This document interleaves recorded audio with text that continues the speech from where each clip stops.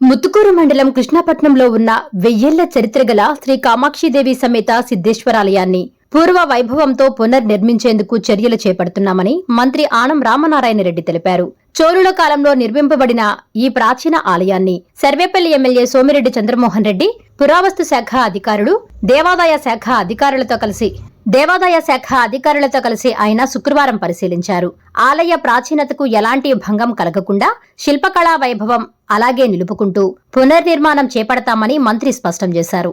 ఈ ఆలయం నెల్లూరు జిల్లాకు తలమానికంగా నిలిచేలా అభివృద్ధి చేస్తామని పేర్కొన్నారు. రాష్ట్ర వ్యాప్తంగా ఆలయాల అభివృద్ధికి ప్రభుత్వం కట్టుబడి ఉందని, ధూపదీప నైవేద్యం పథకం ద్వారా వేలాది ఆలయాల్లో నిత్య పూజలు నిర్వహిస్తున్నామని తెలిపారు. అలాగే వందలాది ఆలయాల పునర్నిర్మాణ పనులు కొనసాగుతున్నాయని, శ్రీవాణి భజన మందిరాల నిర్మాణం కూడా వేగంగా జరుగుతోందని మంత్రి వివరించారు. నిజంగా ఆ సిద్ధేశ్వర వేణుగోపాల స్వామి మమ్మల్ని ఆశీర్వదించి ఇక్కడికి పిలిపించినట్లే తప్ప ఇదేదో ఎవరో పిలిస్తే మేము రావడము, మాకై మేము రావడము కాదు. మాకు ఆలోచనలు ఉండొచ్చు, కానీ ఇన్నాళ్ళు రాని ఆలోచన, రాని అవకాశం ఈరోజు ఈ సమయంలో వచ్చిందంటే వాళ్ళు పిలిస్తేనే, పిలిచి ఇవన్నీ మీరు చేయండి అంటేనే ఇవాళ మీ శాసనసభ్యుడికి కానీ, నాకు కానీ, మా అధికారులకు కానీ ఒక మంచి అవకాశం భగవంతుడే ప్రసాదించాడని చెప్పి నేను ఈ సందర్భంగా భావిస్తూ ఉన్నాను. కాబట్టి అనేక విషయాలు ఉన్నాయి. వీటన్నిటిలోకి పోతే చాలా విషయాలు చెప్పడానికే సమయం సరిపోదు. ఎందరో సిద్ధులు ఏది కోరుకుంటే అది సిద్ధిస్తుంది అనేటువంటి ఆలోచన విధానం, సిద్ధేశ్వర స్వామి మహిమ, ఆ వేణుగోపాల స్వామి యొక్క ఆశీస్సులు ఇవాళ ఈ ప్రాంతంలో ఉండి ఇవాళ ఇక్కడికి రావడం జరిగింది. వీటన్నిటితోటి ఇప్పటికే ఈ ఆలయాల పునర్నిర్మాణంలో కొన్ని కార్యక్రమాలు పూర్తయినాయి. కొన్ని కార్యక్రమాలకి ఇవాళ శంకుస్థాపనలు చేసి పనులు మొదలుపెట్టడానికి మా అధికారులందరూ కూడా ఇక్కడికి రావడం జరిగింది. అలాగే ఈ సిద్ధేశ్వర స్వామి ఆలయం, కామాక్షిదేవి ఆలయం, ఇది పురావస్తు శాఖ పరిధిలో ఉంది. దీనిలో ఏదైనా ఒక పని సంకల్పించాలి అంటే పురావస్తు శాఖ యొక్క ఆజ్ఞల మేరకు, వాళ్ళ యొక్క సూచనల మేరకే ఇవన్నీ మనం తిరిగి పునరుద్ధరింపబడాలి అని చెప్పి నేను మళ్ళీ మీ అందరికీ ఒకసారి తెలియజేస్తాను. ఆ విధంగా చేయడానికి గడిచిన 2-3 మాసాలుగా మునిరత్నం రెడ్డి గారు ఆర్కియాలజికల్ సర్వే ఆఫ్ ఇండియా, భారతదేశానికి సంబంధించినటువంటి పురావస్తు శాఖ డైరెక్టర్గా మనవాడు, తెలుగువాడు, ఆయనతోటి ఇక్కడికి వచ్చినటువంటి అనేక మంది అధికారులు, వాళ్ళు కూడా తెలుగు వాళ్ళే, వివిధ రాష్ట్రాల్లో ఆ శాఖలో పనిచేస్తుంటే అందరూ మీరు ఈ రాష్ట్రానికి రండి, మా ఊరికి రండి, మా ఆలయాలు చూడండి అని చెప్పి ఆహ్వానించి వారందరినీ కూడా ఇక్కడికి తీసుకురావడం జరిగింది. అలాగే దేవాదాయ శాఖ అధికారులందరూ వచ్చారు. వాళ్ళందరినీ మేము ఇప్పుడు ఒకటే కోరుతున్నాం, ఈ ఆలయాల యొక్క పూర్వపు విధానాలను కానీ, పూర్వపు విధి నిర్వహణలో కానీ, ఆలయాల పునర్నిర్మాణంలో కానీ పూర్తి స్థాయి మీరు అధ్యయనం పూర్తి చేసి ఒక మంచి సంకల్పంతో మాకు ప్రణాళికలు ఇవ్వండి. మీ సూచనల మేరకు మీ అందరి యొక్క ఇటు రాష్ట్ర స్థాయి, జాతీయ స్థాయి అధికారుల యొక్క సూచనల మేరకు ఈ సిద్ధేశ్వర స్వామి కామాక్షి ఆలయాల్ని పునర్నిర్మించేదానికి మేము ఎప్పుడు రాష్ట్ర ప్రభుత్వం సిద్ధంగా ఉంది అని చెప్పి మీ అందరికి కూడా మనం చేస్తూ ఉన్నాను. కాబట్టి అందరూ కూడా ఈ కార్యక్రమంలో భాగస్వాములు కావాలి. అందుకని వారందరినీ ఇక్కడికి తీసుకొచ్చి ఈ కార్యక్రమాల్లో భాగస్వామ్యం చేస్తున్నాం. మరొక విషయం,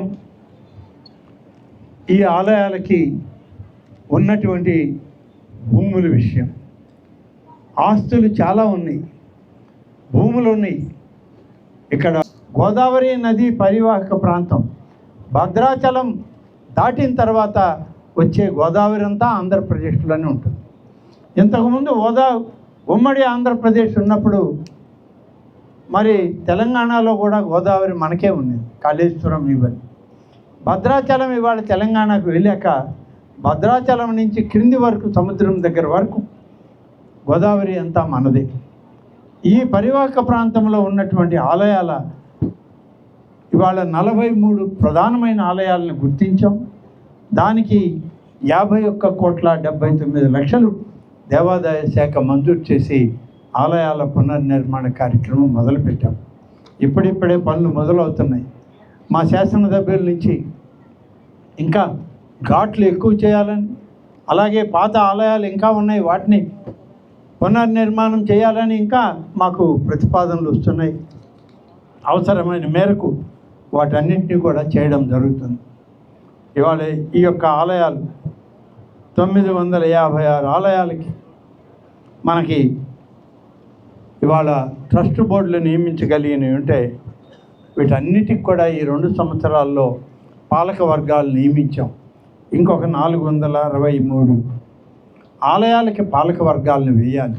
వివిధ దశల్లో ఉన్నాయి, కొన్ని కోర్టుల్లో ఉన్నాయి, కొన్ని వాళ్ళు గత ప్రభుత్వంలో నామినేట్ చేసిన వాళ్ళు మా సమయం అయిన దాకా మేము దిగము అంటే మీరు అలాగే ఉండండి అని చెప్పింది ఈ ప్రభుత్వం. దిగొద్దన్నాం మేము కూడా, కానీ పోయిన ప్రభుత్వం అలా చెప్పలా. ఒక నెల సమయం ఉందయ్యా మాకంటే, ఈ నెల మీరెందుకు ఉండాలని చెప్పి తీసి పారేసి వాళ్ళని నామినేట్ చేసుకున్నారు. దుర్మార్గంగా పనిచేసి చట్టానికి వ్యతిరేకం చేసి మేము చట్టాన్ని గౌరవించాం. వాళ్ళ సమయాన్ని పూర్తి కానివ్వండి అన్నాం. మన కడప జిల్లాలో గండి ఆంజనేయ స్వామి ఆలయం ఉంది. చైర్మన్ ఒక్కడే ఉన్నాడు సంవత్సరం రోజుల నుంచి. మొత్తం పాలకవర్గం సమయం అయిపోయిందని వెళ్ళిపోయారు. చైర్మన్ ఉంటే నా సమయం అయిన దాకా ఉంటాను, లేకుంటే నన్ను తీసేయండి అన్నాడు. ముఖ్యమంత్రి గారు చెప్పిన సమాధానం ఒకటే, ఆ ఒక్కరినే ఉండండి, పాలకవర్గం వేయొద్దు. ఆయన పూర్తి అయిపోయిన తర్వాత పాలకవర్గం వేద్దామన్నాం.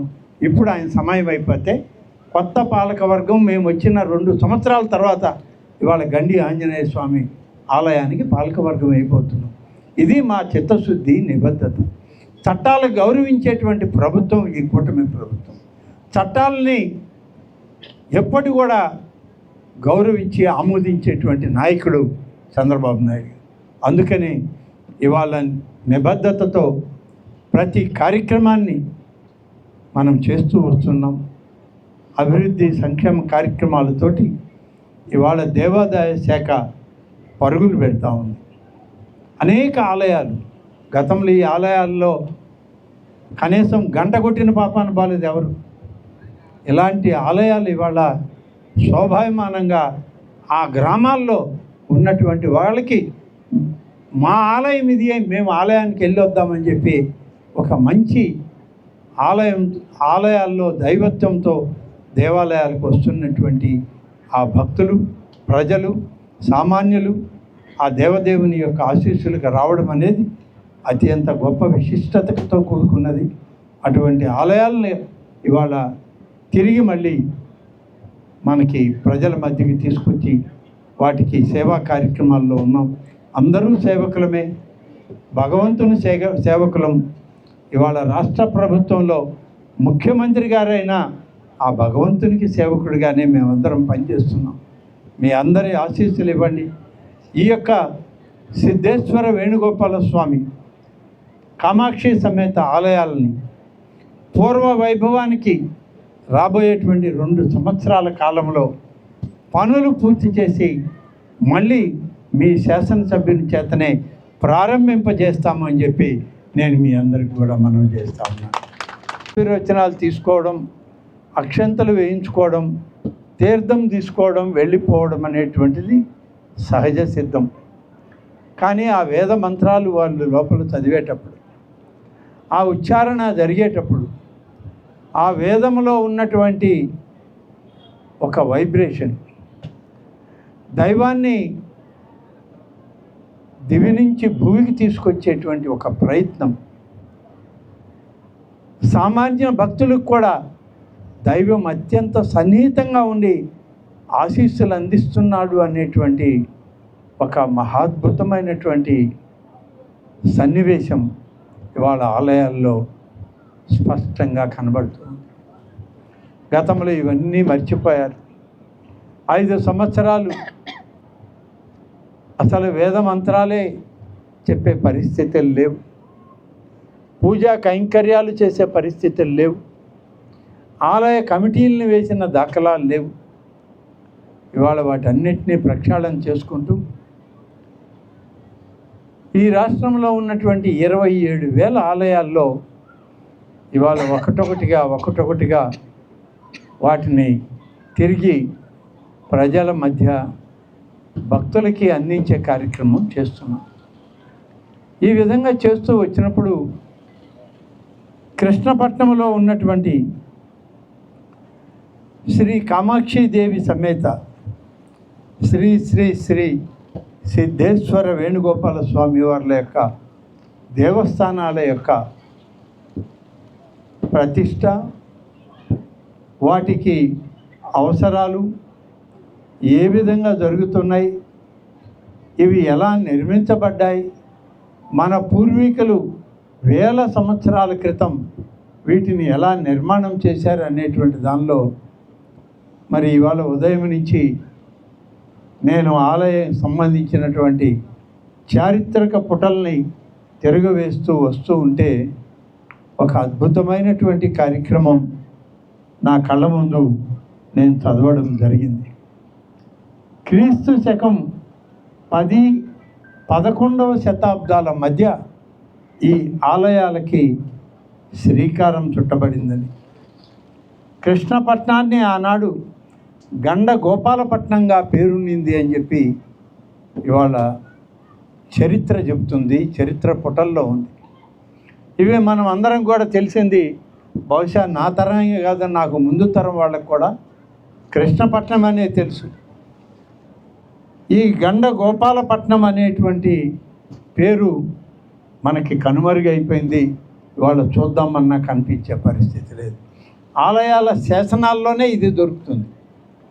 ఇవన్నీ పరిశీలన చేసినప్పుడు ఇక్కడ ఉన్నటువంటి కృష్ణపట్నం ఓడరేవుకు కూడా ఆనాడు గండ గోపాలపట్నం ఓడరేవుగా పిలిచేవారు అని ప్రసిద్ధిగాంచింది ఆనాడు చరిత్రలో అని ఈరోజు మనకి శాసనాల్లో వెల్లడవుతూ ఉంది.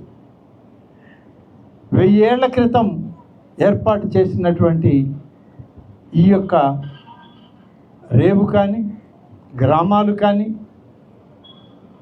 ఈ ఆలయాలకి అనుబంధంగా దేవనాయకం అనే పేరుతో పెద్ద తోట ఉండేదని, 18 దేశాలకు సంబంధించిన ప్రతినిధులు ఆ తోటలోకి వచ్చి దేశ విదేశాలకు సంబంధించినటువంటి అనేక విషయాలపైన చర్చలు జరిపి ఆలయాల నిర్మాణానికి కూడా ఏ విధంగా తగు సూచనలు ఆనాటి ఋషి పొంగవులు, ఆనాటి చారిత్రక ప్రసిద్ధిగాంచిన ఆగమ శాస్త్రాల నిష్ణాతులతో చర్చించారో వాటివన్నీ కూడా ఇవాళ మనకి చరిత్ర పుటల్లో కనబడుతున్నాయి. అంత ప్రాశస్త్యం కలిగినటువంటి ఈ గండ గోపాలపట్నం రేవుని, ఈ గ్రామాన్ని ఈరోజు సందర్శించి ఈ ఆలయాల్లో పూర్వపు ప్రతిష్టని మళ్ళీ ఈ తరానికి, భవిష్యత్ తరాలకి అందించేటువంటి ఒక ప్రయత్నంలో Please subscribe SS News AP.